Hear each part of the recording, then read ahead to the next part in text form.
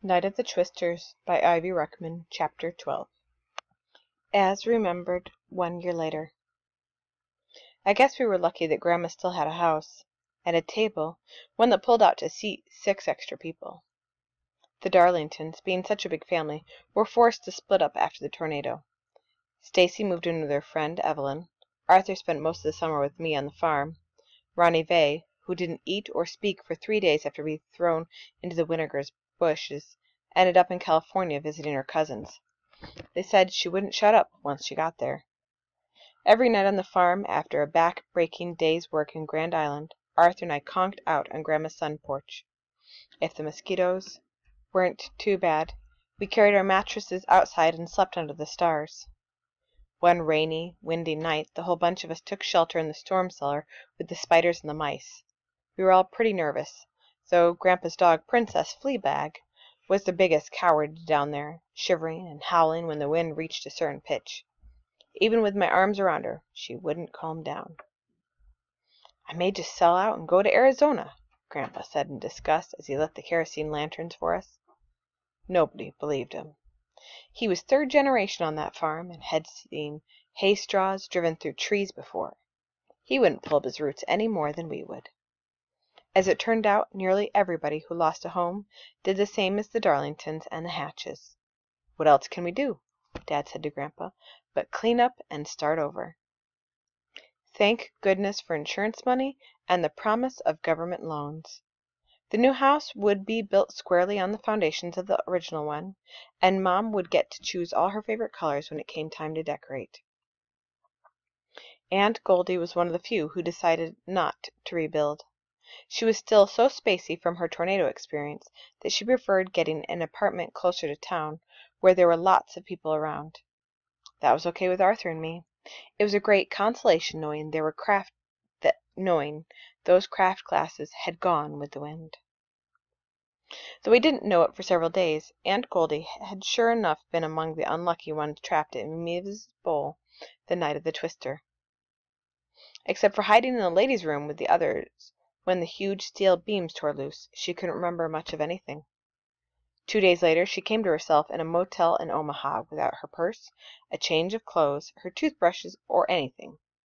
She tried then to get a message to us, but went to pieces again when a telephone operator told her Grand Island had been sealed off to the outside world.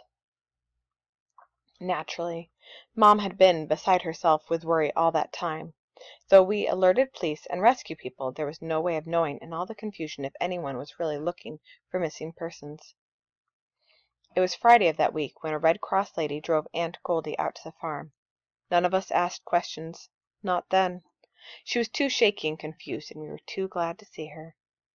Grandma Hatch just made up another bed on the couch, and Aunt Goldie joined our temporary household by sleeping straight through 24 hours.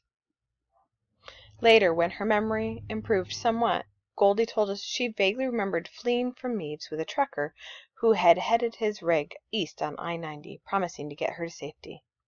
True to his word, he took her to a safe place. That it was 150 miles down the road was a bafflement to all of us.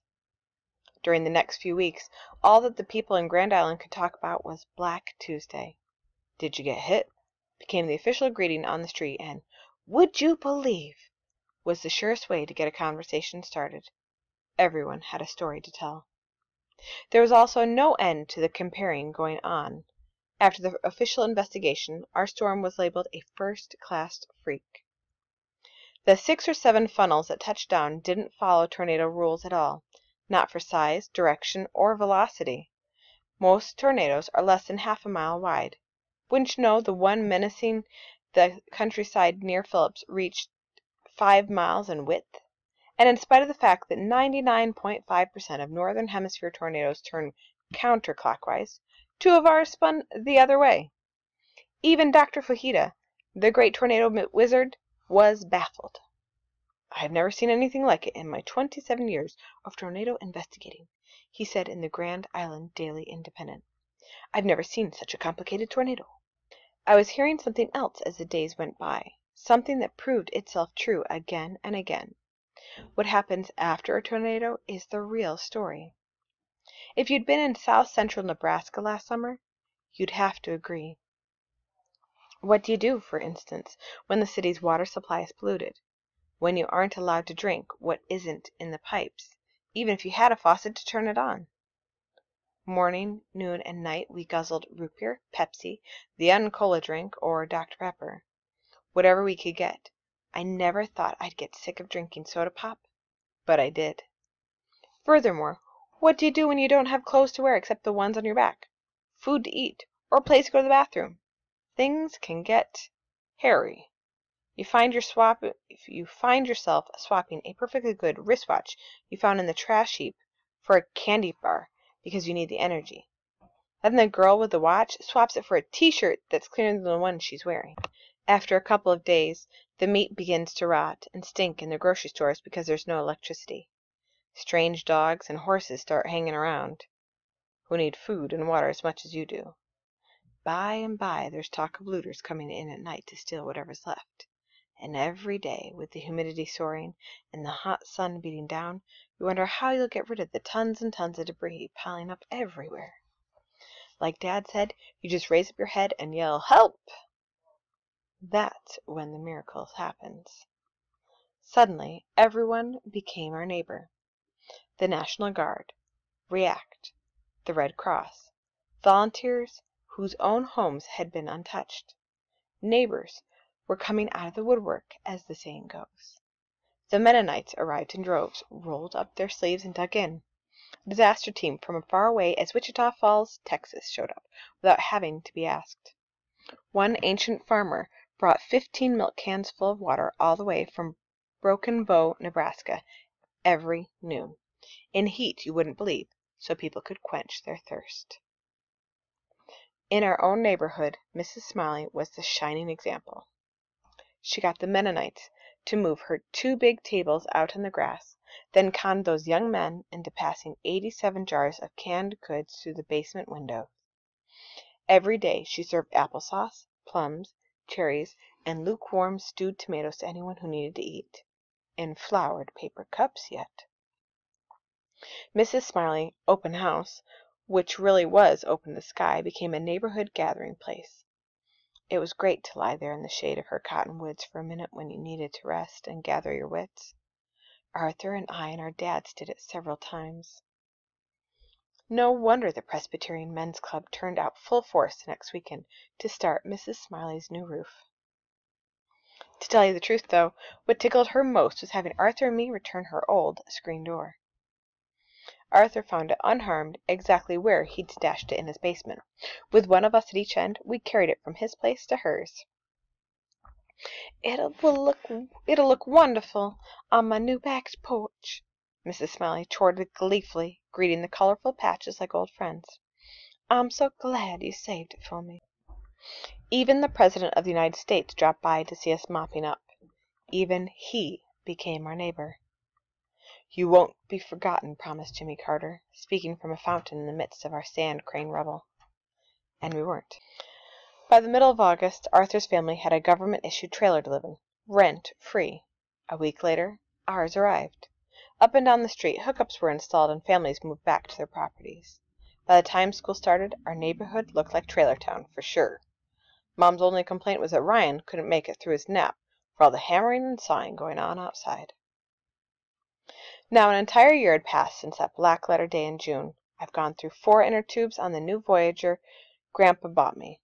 I also finished the 7th grade in that period of time and got an A on my science project. It wasn't easy, but I managed to demonstrate how radical changes in atmospheric pressure can cause sucking sounds in a person's drainpipes. Tonight, June 3rd, we're having an anniversary party here in our new house. Almost everybody in Grand Island is celebrating, as a matter of fact. KHAS-TV is going to rerun the hour-long documentary they made of our disaster, so several neighbors are coming for potluck. Afterward, we'll watch the show together. And give thanks, Grandma reminds me. The Darlingtons are coming, of course. In fact, Arthur's already here, having offered to come early. "In case you need me," he said. What he's doing is setting up card tables while I tend to Ryan. Keeping Ryan away from Minerva, too, is no small assignment, you understand. Picture a circus bear, arms outstretched, swaying from side to side. That's Ryan, aged 1 1/2, chasing up. From the front window here I can see Stacy coming down the street pushing Tempest June, girl number 7, in a stroller.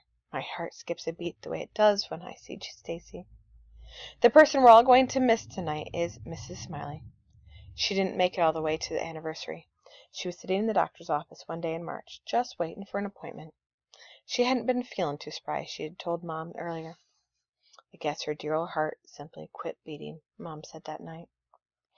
It's my opinion that her heart was too big to be housed in such an insignificant body. You can't put a 6.6-liter engine in a little old compact and not expect something to blow.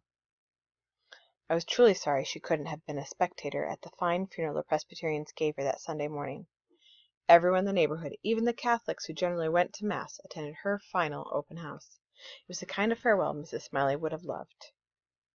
Now out in the kitchen, Mom and Aunt Goldie were making enough coleslaw to feed the entire National Guard. "Doesn't it need something?" her Aunt Goldie asked. "More salt or vinegar or—" "It's perfect," Mom answers her like an older sister. "Just mix it, would you?" In the dining room, Grandma Hatch, an apron over her lavender birthday dress, is setting the table with our new dishes. Naturally, Grandpa's out in the garage with Dad. Restoring the Corvette has become their #1 project now that the house is finished. I can smell coffee coming from the big 24-cup urn Mom borrowed from the Millers, so I know I'll soon be asked to help with something. Sure enough, over Ryan's gurgly laugh, on capturing the cat, comes this urgent voice sailing in from the kitchen. "Would you and Arthur put paper plates on the card tables, Dan? Napkins or forks are in here. And hurry, we're running behind." "Roger," we say together, heading for the bathroom to wash our hands. Arthur's grinning, like me, and I know his mind is on the feast only minutes away.